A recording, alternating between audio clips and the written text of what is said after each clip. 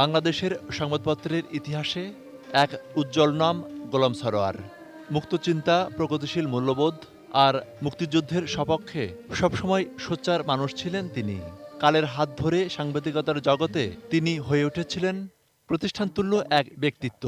আপনি ঘুমিয়েও সংবাদকে স্বপ্নে দেখতে হবে সার্বক্ষণিকভাবে। 60-এর দশকে সাংবাদিকতার শুরু। তিনি এই পেশায় ছিলেন মেধা, মূল্যবোধ, পেশাদারিত্ব, দায়িত্বশীলতা ও অসাম্প্রদায়িক চিন্তাচেতনার নিরবচ্ছিন্ন চর্চায় নিজেকে এবং বাংলাদেশের সংবাদপত্রকে নিয়ে গেছেন অনন্য উচ্চতায়। যে ঘটনা ঘটবে মিডিয়া মুখ ফিরিয়ে থাকবে, এটা হয় না। 1963 সালে দৈনিক পয়গম পত্রিকার মধ্য দিয়ে সাংবাদিকতা শুরু করেন গোলাম সারোয়ার। 1971 সালের 25 মার্চ পর্যন্ত তিনি দৈনিক সংবাদে বিভিন্ন পদে দায়িত্ব পালন করেন। এরপর মহান মুক্তিযুদ্ধে যোগ দেন। তাহলে ছাত্র নামধারী এই সমস্ত গুন্ডাদের কেন প্রতিপালন করতে হবে? তিনি কিছুদিন শিক্ষকতাও করেন। 1973 সালে যোগ দেন দৈনিক ইত্তেফাকে। সেখানে তিনি প্রায় 27 বছর বার্তা সম্পাদকের দায়িত্ব পালন করেন। তার হাত ধরেই এই পেশায় এসেছেন অগণিত গণমাধ্যম কর্মী। এখন সবচেয়ে সুবিধা বিরোধী দল এইটি যে এখন সরাসরি পার্লামেন্টের সমস্ত প্রসিডিংস দেখানো হয়, লোকে দেখবে সবকিছু। এই সুযোগ কেন বিএনপি নেবে না? গোলাম সারোয়ার 1999 সালে দৈনিক যুগান্তরে যোগ দেন প্রতিষ্ঠাতা সম্পাদক হিসেবে। 2005 সালে প্রতিষ্ঠা করেন দৈনিক সমকাল।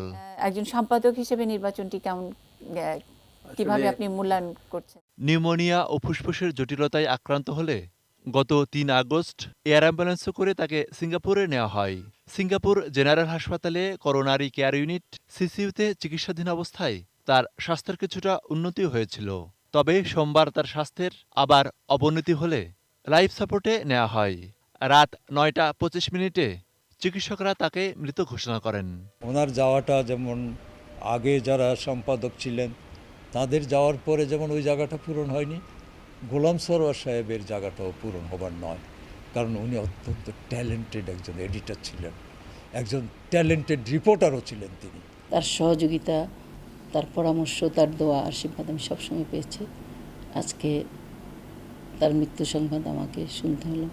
আমি গভীর শোক প্রকাশ করছি। সারোয়ার ভাইকে আল্লাহ বেহেশত নসিব করুন। জীবনের শেষ দিন পর্যন্ত একজন সাংবাদিক হিসাবে আলো ছড়িয়েছেন তিনি। এই খ্যাতিমান সাংবাদিককে এটিএন নিউজের গভীর শ্রদ্ধা। Monirul Islam Mintu, ATN news, Dhaka.